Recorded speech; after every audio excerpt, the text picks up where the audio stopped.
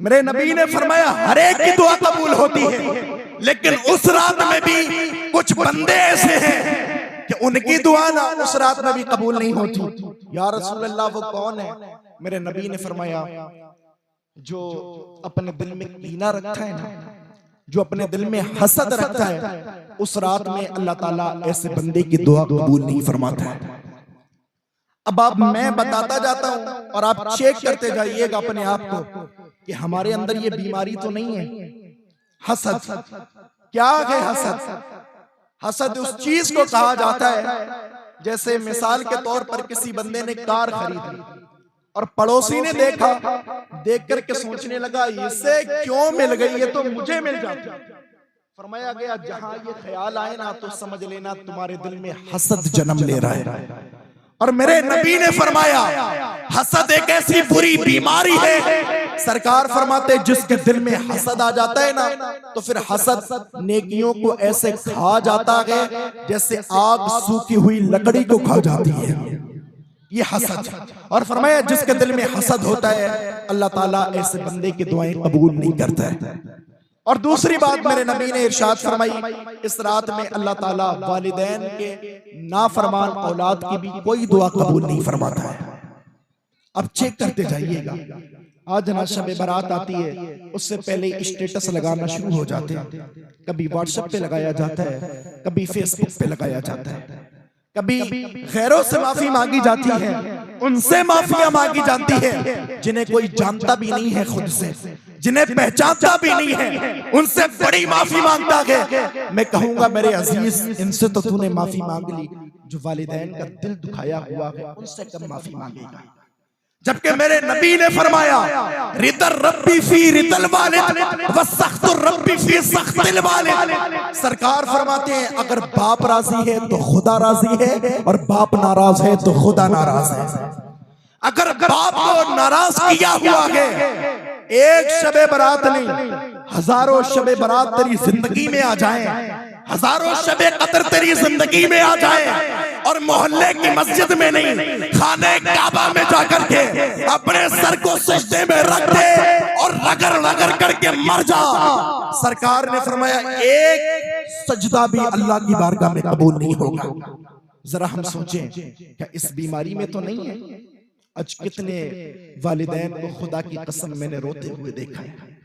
हम मदरसों में रहने वाले लोग हैं, हम मस्जिदों में रहने वाले लोग हैं, सफेद दाढ़ी वाले बुजुर्ग मेरी कौम के आने के बाद ना इमामों के हुजरों में रोते हैं और कहते हैं हजरत अपनी औलाद को बड़ा समझा था, लेकिन क्या पता था कि औलाद जैसे ही जवान होगी वैसे ही पीठ दिखा देगी।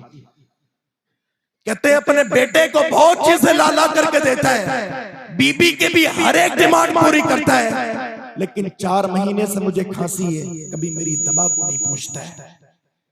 उसकी अपनी माँ की तबीयत अलील है, कभी इतना मौका नहीं मिलता है कि माँ की तबीयत के बारे में पूछ ले। क्या हम नहीं कर रहे हैं ये काम? अब तो हिंदुस्तान की गवर्नमेंट ने काम ये किया है कि ओल्ड हाउस बनवा दिए जाए, उनमें किसी और की माएँ नहीं होती हैं, किसी और का बाप नहीं होता है। हमारे समाज से ताल्लुक रखने वाले बुजुर्ग होते हैं, खवातीन होती हैं, क्या माएँ नहीं है वो किसी की? क्या बाप नहीं है? जवानों आपसे कहता हूँ खुदा की कसम, जितनी माँ अपने बच्चे से मोहब्बत करती है ना, इतनी मोहब्बत कोई नहीं करता है। जितना बाप अपने बेटे से मोहब्बत करता है ना, इतनी दुनिया में और कोई नहीं करता है आपसे। कितना कि आपका दोस्त अजीज हो जाए, कितनी की आपसे मोहब्बत करने लगे, लेकिन आपका दोस्त कभी भी ये नहीं चाहेगा कि मेरा दोस्त मुझसे आगे निकल जाए किसी भी एतबार से। लेकिन एक बाप की हमेशा ये तमन्ना रहती है जितना मैं काबिल हूं उससे कहीं ज्यादा काबिल मेरी औलाद हो जाए, जितना मैं पढ़ा लिखा हूं उससे कहीं ज्यादा पढ़ी लिखी मेरी औलाद हो जाए, जितना मैं आगे पहुंच गया हूं उससे कहीं ज्यादा आगे मेरा बेटा चला जाए। आज ये औलाद अपने बाप को आंखें दिखाती है, और मैंने तो अपने कानों से ये तक कहते सुना, एक सगे बेटे को अपने बाप से कह रहा था सैयद साहब, उसने कहा था जुमले खुदा की कसम चीर दिया दिल को, उसने कहा था तू मेरा बाप नहीं है, तू तो कसाई है। जरा सुने, ये जुमले अपने बाप के लिए कोई बोले अगर, तो फिर मुझे बताएं क्या खुदा उससे राजी हो सकता है? कितनी की शबे बारात आ जाए, कितनी की शबे कदर घर में रो रो करके दुआएं कर लो। अगर माँ नाराज है, अगर बाप राजी है, कोई इबादत कबूल नहीं होने वाली है। आपको मालूम है खुदा के नबी सल्लल्लाहु अलैहि वसल्लम ने इरशाद फरमाया, सरकार ने फरमाया वालिदैन के इतने एहसान हैं औलाद के ऊपर, इतने एहसान हैं कि पूरी जिंदगी उनकी खिदमत में हमेशा एक बेटा लगा रहे, फिर भी अपने वालिदैन के एहसान का बदला नहीं दे सकता है।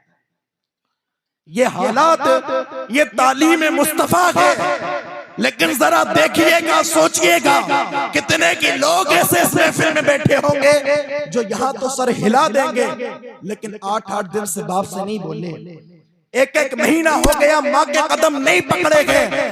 फिर मुझे बताओ, उसके बाद भागो पीर साहब के पास में, हजरत ताबीज दे दो, काम धंधा अच्छा नहीं चलता है। और मियाँ भी इतने डकैत बैठे हैं, बस ये भी ख्वाहिश ही करते कि आप जल्दी से आओ, आपको काटा जाए, आपका पैसा लिया जाए।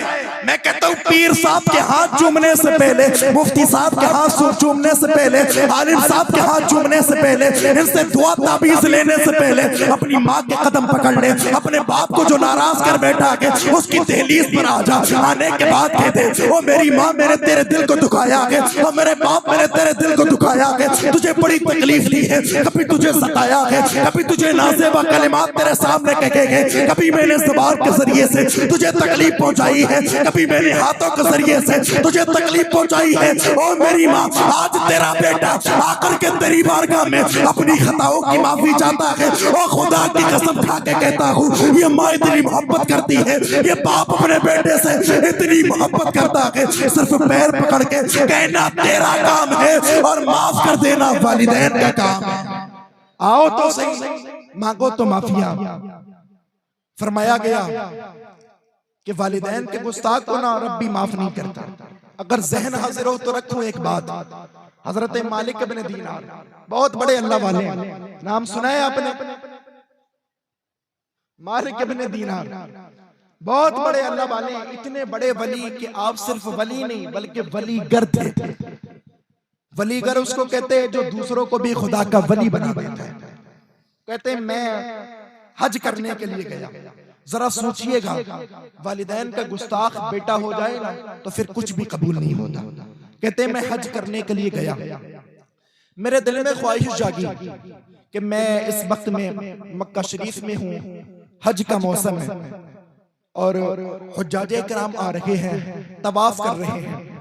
कहते हैं जब मैं तवाफ कर चुका ना, उसके बाद में मैं बैठ गया और एक हसरत लेकर के बैठा था, एक आरज़ू लेकर के बैठा था। और मेरी आरज़ू ये थी कि मुझे ये पता चल जाए कि कितने अफराद के हज को अल्लाह ने कबूल किया है और कितने लोगों के हज को अल्लाह ने कबूल नहीं किया गया।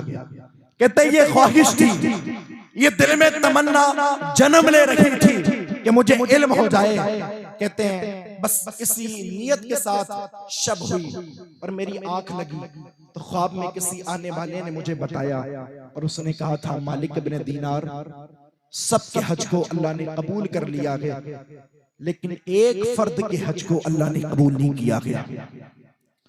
हजरत मालिक इब्न दीनार कहते हैं कि मैंने ख्वाब देखा और देखने के बाद में ना जब मैं सुबह को बेदार हुआ तो हैरत की इंतहा ना रही। मैं सोचने लगा या अल्लाह, वो जो एक फर्द है जिसका हज कबूल नहीं हुआ है, क्या वो बंदा मैं तो नहीं हूं? कहीं ऐसा तो नहीं है कि मेरे ही हज को कबूल न किया गया हो। ये बुजुर्ग हस्तियां थी जो नेकियां करने के बाद रोते थे, खुदा तूने कबूल किया क्या नहीं किया। लेकिन हमारे जवानों के हालात, गुनाह करेगा, जिना करके आएगा और दोस्तों को इतने फख्र के साथ बताएगा जैसे जन्नत कमा करके आया। एक तो गुनाह किया उसका गुनाह और एक इजहार गुनाह फिर गुनाह कमा लिया। लेकिन ये बुजुर्ग थे, इमाम आजम अबू हनीफा बहुत रो रहे थे। एक मुरीद ने कहा हजरत आप क्यों रोते हैं, आप तो बहुत बड़े मुत्तकी हैं, आप तो पूरी पूरी रात अल्लाह के एक कुरान को रात में खत्म कर दिया करते हैं, आप इतने बड़े नेक मुत्तकी शख्स होने के बाद रो रहे हैं। हजरत इमाम आजम अबू हनीफा फरमाने लगे गुनहगार इसलिए रोता है कि उससे गुनाह हो गया है, लेकिन मैं इसलिए रोता हूँ कि कहीं मुझसे कोई गुनाह सरजद ना हो जाए। ये बुजुर्ग थे, हजरत मालिक इब्न दीनार कहते तमन्ना जागी, अल्लाह वो जिस एक बंदे के हज को कबूल नहीं किया गया है वो बंदा मैं तो नहीं हूँ। कहते हैं बस दिन कटा, तमन्ना यही थी। अब जब शब हुई ना, जब रात हुई, तो फिर किसी ने ख्वाब में आकर के कहा, ओ मालिक इब्न दीनार, तेरे हज को कबूल कर लिया गया है। बाकी तमाम हुज्जाजे कराम के हज को भी अल्लाह ने कबूल कर लिया है, लेकिन एक शख्स है जो बल्ख का रहने वाला है, जिसका नाम मोहम्मद बिन हारून है, उसके हज को अल्लाह ने कबूल नहीं किया गया। हजरत मालिक इब्न दीनार कहते हैं सुबह हुई। अब जैसे ही सुबह हुई ना, मेरी सिर्फ जुस्तजू एक थी, तमन्ना एक थी कि किसी तरह से मैं उस मोहम्मद इब्न हारून से मिलूं और उससे कहूं भाई तेरे हज को कबूल नहीं किया गया है, उसको नेकियों की तरफ तरगीब दिलाऊं, रब के रिजा वाले काम उससे कराऊं। कहते बस तमन्ना ये थी। अब मैं ना हुज्जाजे कराम के जहां जहां काफिले थे मैं उधर दौड़ने लगा। जहां इराक के ईरान के आए थे पहले उधर गया, फिर जहां खुरासान के आए हुए थे वहां गया। तो मैंने उनसे पूछा ये बताओ क्या तुम खुरासान से आए हो? तो कहने लगे हाँ हम खुरासान से आए हैं। का शहर बल्ख क्या कौन कौन फर्द आया है हज करने? तो सबने कहा बहुत सारे लोग हैं। तो उन्होंने नाम बताया, कहने लगा मोहम्मद इब्न हारून किसका नाम है? तो उन लोगों ने बताया मोहम्मद इब्न हारून की बात करते हैं, वो तो बहुत बड़ा मुत्तकी है, बहुत बड़ा तकवे वाला है, वो हमेशा खुदा की इबादत करता रहता है, ना सुबह देखता है ना शाम देखता है, हमेशा रब के हुजूर सजदे में उसका सर रहता है, हमेशा खुदा की रजा वाले काम करता है। हजरत मालिक इब्न दीनार कहते हैं जब ये बात लोगों ने बताई ना तो मेरी हैरत की इंतहा ना रही। इतना बड़ा आबिद जिस शख्स को बताया जा रहा है खुदा के यहाँ पर उसका हज कबूल नहीं किया गया है, उसके हज को कबूलियत का दर्जा नहीं मिला है, क्या मामला है? हजरत मालिक इब्न दीनार कहने लगे ये बताओ वो शख्स कहाँ मिलेगा?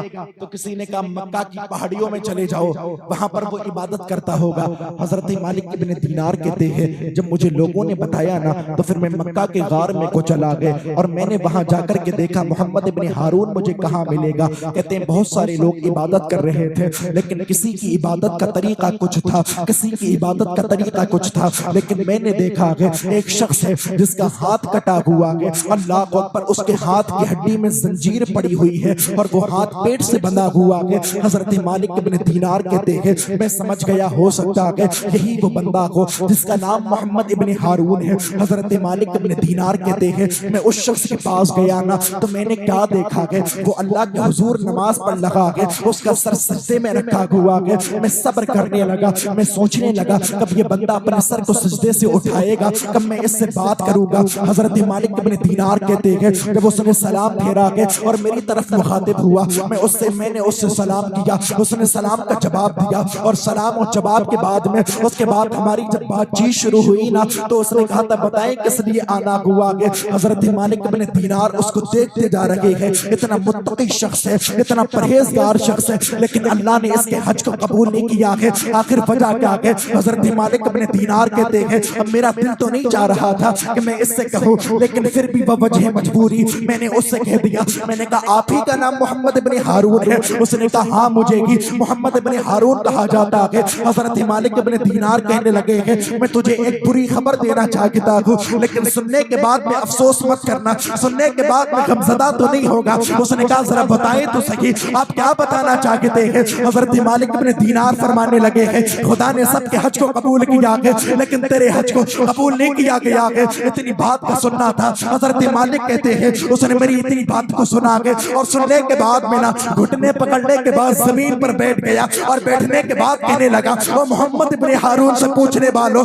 तुमने जो मुझसे ये बात कही है कि तेरे हज को कबूल नहीं किया गया है, हजरत तो एक बार की बात नहीं है बल्कि 40 साल से मुसलसल मैं अल्लाह के हुजूर हज करने के लिए आता हूँ, अल्लाह के घर का तवाफ करने के लिए आता हूँ, लेकिन हर बार में कोई ना कोई नेक मुत्तकी आलिम शख्स मेरे पास में आता है, आने के बाद कहता है तेरे हज को कबूल नहीं किया गया है। अल्लाह अकबर, इतनी बात को सुना के हजरत मालिक इब्न दीनार की हैरत की इंतहा ना रखी है। आप पूछने लगे हैं आखिर वजह क्या है, तेरे हज को अल्लाह कबूल क्यों नहीं करता है? उसने कहा था किस्सा बड़ा तवील है। हजरत मालिक इब्न दीनार फरमाने लगे हैं जरा बता तो सही अब मोहम्मद इब्न हारून हारून ने अपनी बात को बताना शुरू किया है। वो वालिदा को झिड़कने वालों, वो वालिद को सताने वालों, जरा इस बात को ज़हन नशी करके जाना और दिल की तख्ती पर नोट करके जाना। अल्लाह अकबर। मोहम्मद इब्न हारून ने अब बात बताना शुरू की है और कहने लगा है हजरत रसूल, बात ये थी, जब तक मैं आबिद नहीं था, जब तक मैं ज़ाहिद नहीं था, जब तक मैं खुदा की इबादत करने वाला नहीं था, उस वक्त मैं बहुत बड़ा शराबी था, मैं शराबे पीता था। अल्लाह अकबर। लोगों की महफिलों में जाने के बाद में ज़बान से अल्लाह अकबर वो अक़वाल निकालता था जिनको शरीयत ने हराम कह दिया है। एक मर्तबा में शराब के नशे में बाहर से आया। अल्लाह अकबर। जैसे ही दरवाजे के अंदर में दाखिल हुआ, मेरी माँ बहुत नेक थी, मेरी माँ बहुत मुत्तकिया थी। उस माँ ने जब देखा कि मैं शराब के नशे में हूँ, मैं शराब पिया हुआ हूँ, मेरी माँ मुझसे मुखातिब हुई है। होने के बाद कहने लगी, ओ मोहम्मद इब्न हारून, क्या तुझे शर्म नहीं आती है? अब जो है ना शाबान का चांद डूबने वाला है, रमजान का चांद तुलू होने वाला है, लोग क्या कहेंगे? तू रमजान में भी शराब पिएगा? कहते मैं शराब के नशे में इतना मस्त था, मैंने उसकी कोई बात को नहीं सुना के अब मेरी माँ मुझ पे डांटती जाती थी, मुझे चिल्लाती जाती थी, लेकिन मुझे जब गुस्सा आया ना, तरी मेरी माँ तंदूर के पास खड़ी थी जिसमें रोटी पकाई जाती है। हजरत मोहम्मद इब्न हारून कहते हैं अब मैंने अपनी माँ को देखा कि तंदूर चल रहा था, मुझे गुस्सा आया, मैं शराब के नशे में मस्त था, मैंने अपनी माँ को धक्का मारा है। अब जिस तंदूर में रोटी पक रही थी, मेरी माँ उस तंदूर में जाकर के गिर गई है। और खुदा की कसम, जैसे उसमें गिरी है और चलने के बाद में कोयला हो गई है, उसकी हड्डियों का भी पता नहीं रहा है, उसकी हड्डियों की राख बन गई है। जब मुझे होश आया है, मैंने देखा है, मेरी बीबी ने बताया, वो मेरे नालायक शोहर, तूने क्या कर दिया है? अपनी माँ को तंदूर में धकेल दिया है। अल्लाह अकबर। वो सुपरते खाक हो गई है, वो जल करके राख हो गई है। इतनी बातों को मैंने सुना के मुझे बड़ी हैरत हुई, मेरा दिल भी रोने लगा था, मेरी आंखें भी रोने लगी थी। मैंने फौरन जिस हाथ से अपनी माँ को धक्का दिया था, मैंने वो हाथ भी काट डाला है। अल्लाह अकबर। इस हड्डी में छेद किया लोहे की सरिया से, और छेद करने के बाद में इसमें जंजीर को डाला है, और डालने के बाद में अब मैं दिनों रात अल्लाह की इबादत करता हूँ। दिन होता है तब भी खुदा की इबादत करता हूँ, रात होती है तब भी खुदा की इबादत करता हूँ। हजरत यहीं तक बस लगी है, जब मुझे होश आया था, जितने दिरहम मेरे पास थे मैंने सब सदका कर दिए थे, जितने दीनार मेरे पास थे मैंने सब सदका कर दिए थे, जितने गुलाम मेरे पास थे मैंने सब आजाद कर दिए थे और सबको खुदा की राह में दे दिए थे। लेकिन जब से मुझे होश आया है, जब से मैं मुत्तकी बना हूँ, हमेशा खुदा के तैयार का तवाफ करने के लिए आता हूँ, हमेशा सर को सजदे में रखा रहता हूँ। लेकिन हजरत 1 साल नहीं हुई है, 2 साल नहीं हुई है, बल्कि 40 साल से मुसलसल मैं खुदा के तैयार का तवाफ करने के लिए आता हूँ। लेकिन जब जब मैं हज करने के लिए आता हूँ, खुदा किसी न किसी नेक बंदे को भेजता है, और वो आने के बाद में मुझे एक ही खबर सुनाता है कि मालिक इब्न दीनार आज तुम आए हो। इससे पहले भी बड़े बड़े वली आए हैं, बड़े बड़े आलिम आए हैं, किसी ने भी मुझे मुज़्दा नहीं सुनाया है, बल्कि हमेशा यही कहा है तेरा हज कबूल नहीं किया गया है, तेरा तवाफ कबूल नहीं किया गया है। वो वालिदैन को सताने वालों, अल्लाह के तैयार में जाने के बाद में अगर वालिदैन को सता करके कोई तवाफ भी करता है, अल्लाह कबूल नहीं करता है। अगर चाहते हो खुदा राजी हो जाए तो माँ को राजी कर लो, बाप को राजी कर लो, खुदा पाक भी राजी हो। नारे तकबीर, नारे रिसालत, नारे गौसियत, मसलके आला हजरत, ये है हमारे नबी की शान। सरजमीने भौनी हुसैनी कमेटी उर्से मुकद्दस, नारे तकबीर। बस आखिरी बात और सुने, बोल दे सुभान अल्लाह। जरा सोचिएगा, 1 साल नहीं 40 साल तक मुसलसल हज करने के लिए जाता है और दिनों रात अल्लाह के हुजूर सजदे में रहता है। लेकिन माँ को तकलीफ दी थी ना, तो अल्लाह ने एक बार का हज भी कबूल नहीं किया। और यार कभी सोचे, हम इमाम साहब के पास जाने के बाद बड़े मुत्तकी बनते हैं ना, कि हजरत ये भी करता हूँ, हजरत यहाँ भी पैसा देता हूँ, वहां भी देता हूँ।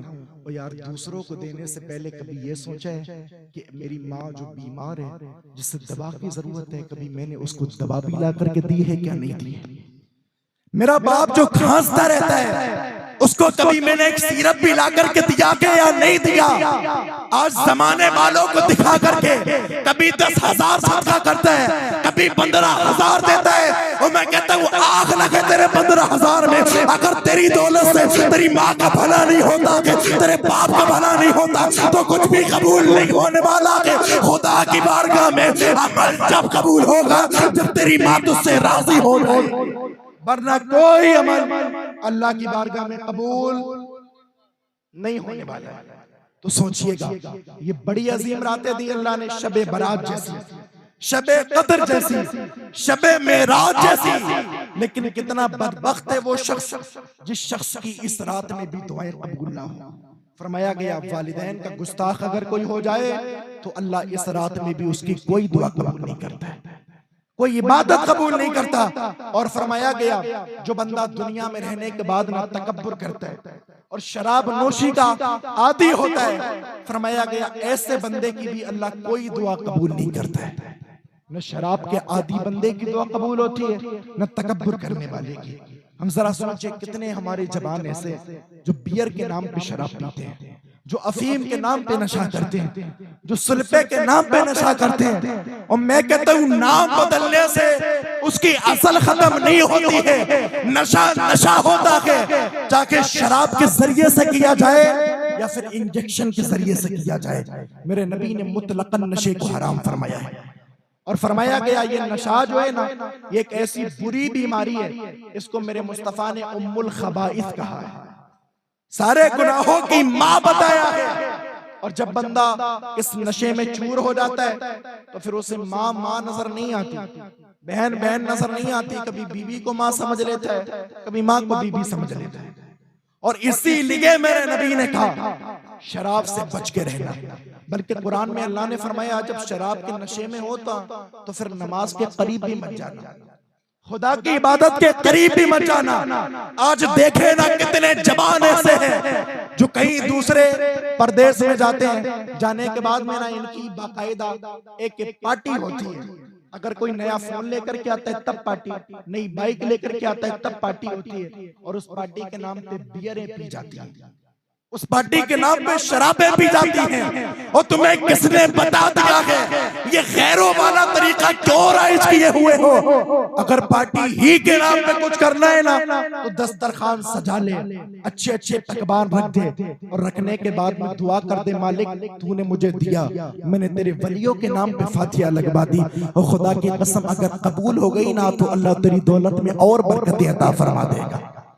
लेकिन ये तो अच्छा नहीं लगता, काम वो किया जाता है जो नफ्स को अच्छा लगता है। लेकिन मेरे अजीजों एक इरादा करके उठिएगा, एक सोच बना करके उठिएगा कि अल्लाह ने हमें बेमकसद पैदा, अल्लज़ी खलक़ल मौत वल हयात लियब्लुवकुम अय्युकुम अहसनु अमला, हमने इंसान को दुनिया में इसलिए पैदा किया, दुनिया में इसलिए भेजा ताकि हम चेक करें कि हमसे मोहब्बत कितनी करता है और दुनिया से मोहब्बत कितनी करता है। अच्छा दुनिया में हर एक बंदा चूर है ना, छुप करके गुनाह करने वालों से भी मैं कहूंगा बस मैं आखिरी बातें कर रहा हूँ, बात मेरी खत्म हो गई है, लेकिन कुछ बतौर नसीहत मैं कहता हूँ मेरे भाई अच्छा बताओ हम छुप करके एक कमरा बंद करने के बाद कभी फोन के जरिए से गुनाह कर सकते हैं, कभी मुंह काला करके गुनाह कर सकते हैं? मुझे बताओ सबसे हम छुप सकते हैं क्या अपने रब से छुप सकते हैं हम? जरा बोलो अगर जबान हो तो बोल दो। खुदा से छुप सकते हैं हम? वो तो कहता है वनहनु अक़रबु इलैहि मिन हब्लिल वरीद, वो सिर्फ उससे छुपना तो ये तो मुहाल ही है। फरमाया गया तुम्हारे दिल में जो खतरात चलते हैं मेरा मौला उनसे भी वाकिफ है, उनसे भी वाकिफ है कि सोचते क्या हो, किस बात का इरादा करते हो, मेरा मौला वो भी जानता है। फिर यार इस दुनिया में कब तक रहना है हमें? फरमाया गया ये दुनिया चंद दिनों की है और इस दुनिया से सबको जानना है और जाने के बाद कब्र में भी जानना है और हश्र में भी जानना है, अल्लाह के सामने भी खड़ा होना है, उसके सामने जवाबात देना है। हजरत आयशा सिद्दीका ने अर्ज किया था या रसूल अल्लाह मैदान महशर में हमें कब पता चलेगा कि हम बच गए और कब पता चलेगा कि हमारी पकड़ हो गई? मेरे नबी ने फरमाया आयशा अगर अल्लाह ये पूछ ले कि तूने दुनिया में जाने के बाद मेरी इबादत कितनी की तो समझ लेना पकड़ कर ली है, और खुदा अपनी रजा से अपनी रहमत के सदक़े में माफ कर दे तो समझ लेना हम बच चुके हैं। ये कौन है? आयशा सिद्दीका, सबसे बड़ी मुफ्तिया, सबसे बड़ी मुत्तकिया, सच्चे बाप की सच्ची बेटी। उम्मुल मोमिनीन, जिनको कुरान ने मोमिनों की माँ कहा है, वो आयशा सिद्दीक़ा से मेरे नबी फरमाते हैं, अगर रब ने सवाल कर लिया कि दुनिया में कैसे करके जिंदगी गुजारी, तो समझ लेना कि अब फंस चुके हैं।